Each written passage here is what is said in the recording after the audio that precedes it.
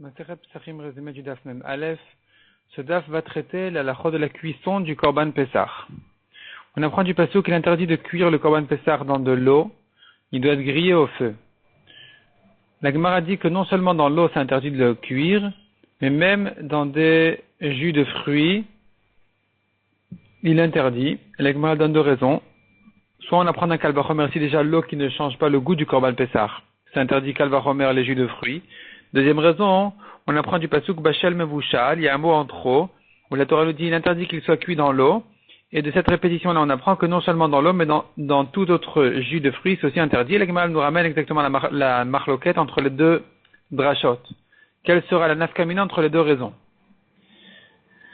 La Gemara ensuite dit, selon ceux qui n'ont pas besoin de la dracha, de la répétition du pasuk Bashel Mevushal, puisqu'ils apprennent déjà par un Kal Vachomer que tous les jus de fruits sont interdits, qu'est-ce qu'ils font de la répétition de Bashel Mevushal? Qu'est-ce qu'ils vont en prendre de là? Répond la Gemara. De là, on va apprendre que aussi bien s'il était grillé et ensuite cuit que s'il était cuit et ensuite grillé, dans tous les cas, c'est interdit. Il est interdit, il faut qu'il soit uniquement grillé. Ça, on l'apprend du pasuk Bashel Mevushal, que s'il a été cuit, de toute manière, aussi bien avant de le griller qu'après, il est interdit. La Gemara dit, si par contre il a été grillé de trop, il est quand même permis, la Torah ne l'a pas interdit. S'il a été mangé cru, la Gemara dit il n'est pas chayav malkout, mais cependant c'est interdit quand même.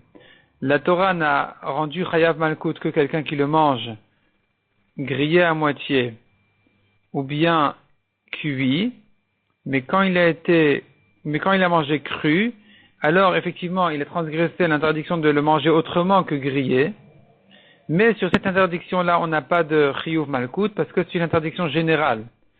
Or, pour être chayav malkout, la Gemara va dire ensuite qu'il faut que ce soit une interdiction particulière et précise, qui précise exactement de quelle manière c'est interdit. Mais quand tu dis autrement que grillé, c'est trop général, et donc on n'est pas chayav dessus. La Gemara dit ensuite, celui qui cuit pendant Shabbat dans les eaux chaudes, dans les bains bouillants de Tveria, il est patour parce que c'est pas de l'eau qui était chauffée au feu, ça ne s'appelle pas une cuisson sur laquelle on est chayav pendant Shabbat. Cependant, en ce qui concerne le Korban Pessah, s'il était cuit dans les eaux bouillantes de Tveria, il est chayav, ça s'appelle, c'est inclus dans l'interdiction de la Torah, qui interdit de le manger autrement que grillé. Donc ici, c'est vrai que ça ne s'appelle pas cuit, comme on l'a dit à propos de Shabbat, puisque ça n'a pas été cuit dans l'eau qui a été chauffée avec du feu, mais cependant, ce n'est toujours pas grillé au feu, et donc ça reste interdit. La Gemara ensuite dit, Machloket Abaye et Rava, selon Rava, celui qui a mangé le Pessah grillé à moitié, ou bien cuit, il est chayav deux fois.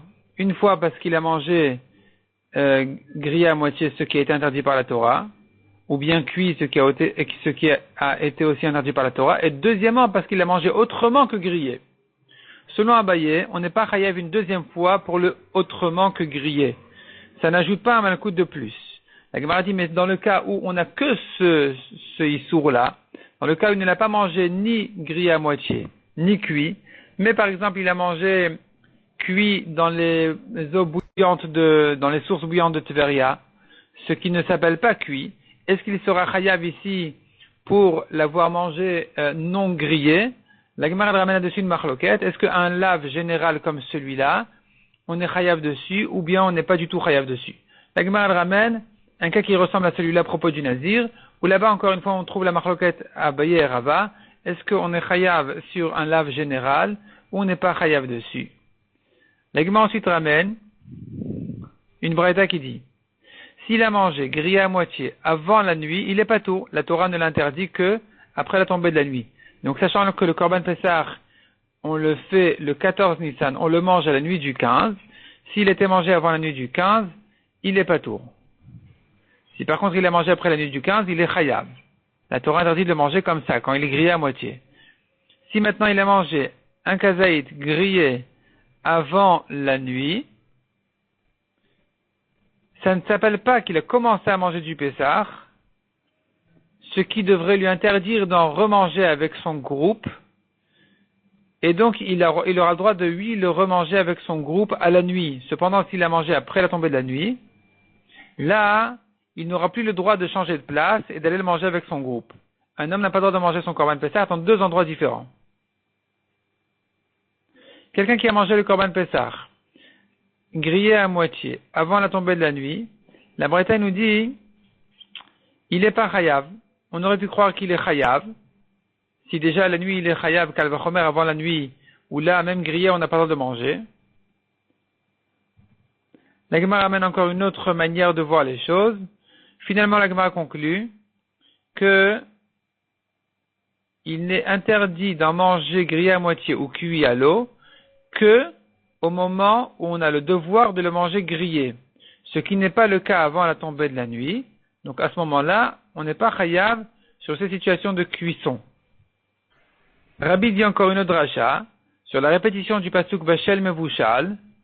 On apprend de là que même s'il a été cuit avant la tombée de la nuit, il est interdit d'en manger la nuit. Il ne peut être que grillé. La Gemara ensuite ramène une braïta qui dit, s'il a mangé grillé le jour, donc avant la nuit du 15, il est chayav. S'il a mangé grillé à moitié à la tombée de la nuit, il est aussi chayav. Il est chayav. La Gemara explique d'où on sait qu'il est chayav s'il a mangé grillé avant la tombée de la nuit. Où est-ce que la Torah interdit de le faire? Répond la Gemara du fait que la Torah dit de le manger la nuit. J'entends de là, mais pas avant. La Gemara ramène que il y a une marloquette. Est-ce que lav haba miklal assez ou pas assez? C'est-à-dire, quand je sous-entends d'une mitzvah positive, comme ici, la Torah me donne le devoir de manger la nuit. C'est une mitzvah positive, une mitzvah tassée. Mange la nuit. Et je sous-entends de là, mais pas avant la nuit. Est-ce que c'est un statut de mitzvah tassée sur laquelle on n'est pas chayav malkout, ou non, c'est un statut de lav sur lequel on est chayav malkout? Et donc la Gemara ramène là-dessus une marloquette Tanaïm. Elle dit que notre braïta qui pense qu'il est chayav, elle va comme le Tana qui pense que lav haba miklal assez, c'est un lav. Un lav, c'est une mitzvah négative, une interdiction qui a été apprise, qui a été sous-entendue d'une mitzvah positive comme ici, a un statut de lave, donc celui qui l'a mangé avant la tombée de la nuit, ce qui est interdit par le fait que la Torah a donné le devoir de manger à la nuit, de là on a appris que pas avant la nuit, ça prend un statut donc de lave sur lequel il est chayav.